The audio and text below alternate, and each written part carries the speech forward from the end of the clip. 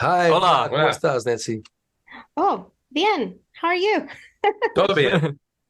Congratulations with the shift. And can we start by congratulating Brock for your directorial debut, full length, after the success of the short film? How excited Thank. are you to be with those two gentlemen in the cast?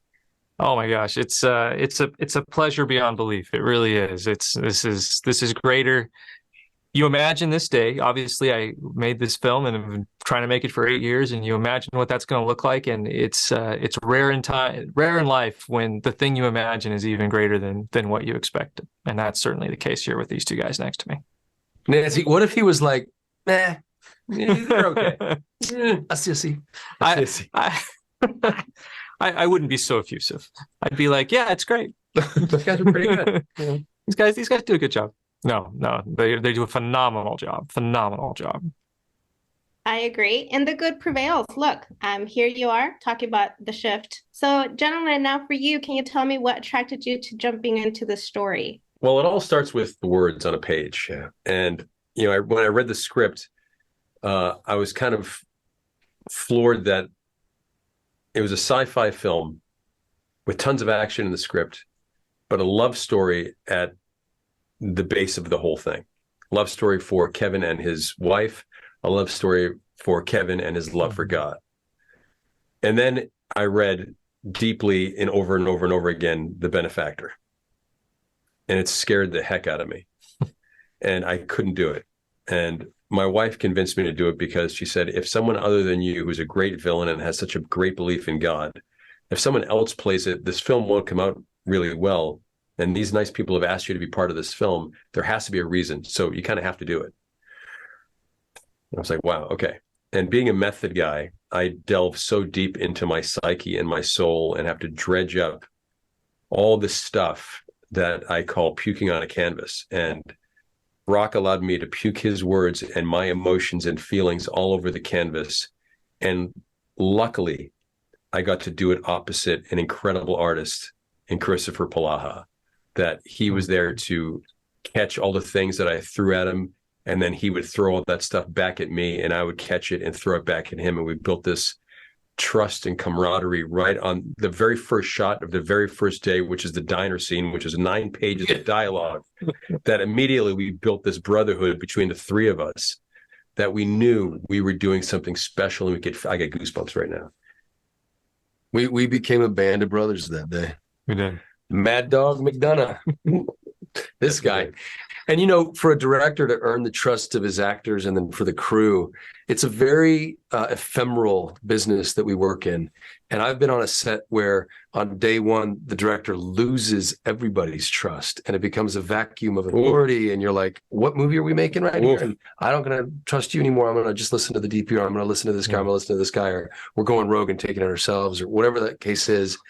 And Brock ambitiously started with a 9-page scene. I mean, it was only a day the restaurant was available. It was right. There was no Thank you, Uber producer Kate Carpenter, for that first day. And at first I was like, this is mad. How can you do that? And then it set this incredible 20 template. minutes into the first take, or the first Yeah. of all, was what the first take was about 20 minutes. Yeah. You just felt the whole crew just stand up a little taller, a little more attentive. Everyone was in it. Everyone was kind of looking around thinking, oh my gosh, what's going on here? This is like magic on this set, and it just feels different. And that permeated through everyone on the show. Yeah. Extras, craft service, everything. Did you hear about that last take? Did you hear what's going on? Go take a look. Let's go peek inside. And it was infectious. Yeah. Well, it was because of your words.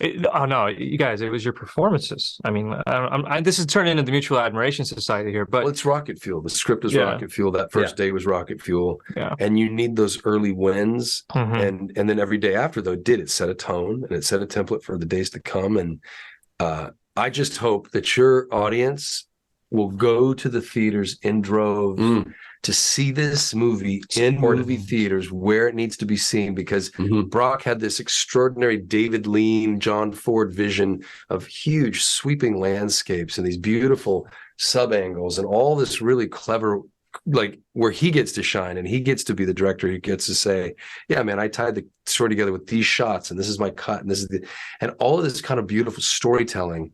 And then you got the sound. you've got all of these performances that in wide scope and extreme close-ups. You got to see it in the movie theaters, and Angel's made it available where you can go to angel.com/the shift, and you could buy tickets in advance, and you could also buy tickets for people who may not be able to afford to spend the holidays going to movies, because Americans, we're working really hard and we're doing our best to support our families, and things are expensive. The cost of living is really expensive. So now there's a way that you can actually treat an entire family for an afternoon at the movie theater and say, here, go relax, get out of the cold. And families who need to see films that are uplifting, not just downbeat films that Hollywood's been making so much of. Angel Studios is changing the mold where we have an opportunity to make films that really shine light on life. And although we go through dark situations in this film, by the end of the film, we are amplifying light to such an amazing degree that it shows how dark Hollywood is making their films and the television shows. So by going out this weekend and supporting this film by buying tickets, and as Chris was saying, buying tickets for families that can't afford to go see this film. People need to see a film like this because it makes you realize how blessed we all are. Even with our horrible situations that we go through at times, we are still so blessed. And if we really pay attention to that, the world is a much better place. So please go out this weekend and support this film, buy tickets, and let's change the way Hollywood makes their films. And if you just are a cinephile and you love seeing movies, this is a great one. I've seen it twice. And the first time was just, I was hit with walls of sound and light and color performances. And I was like, oh, I love it.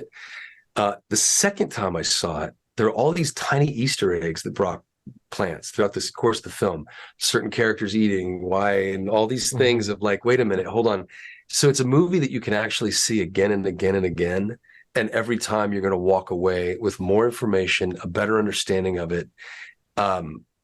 It's really a special film, and it's unlike anything that Hollywood's put out, I would say, in the last decade. And I mean, if anyone who's a Sean Astin fan, you're going to be blown away by his performance.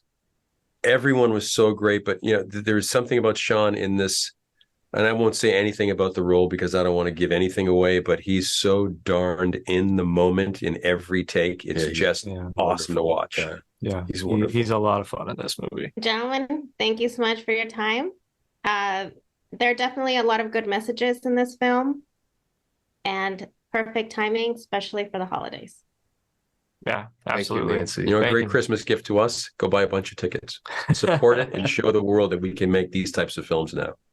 That's right. Will do. Thank you so much again. Adios. Feliz Navidad. Adios.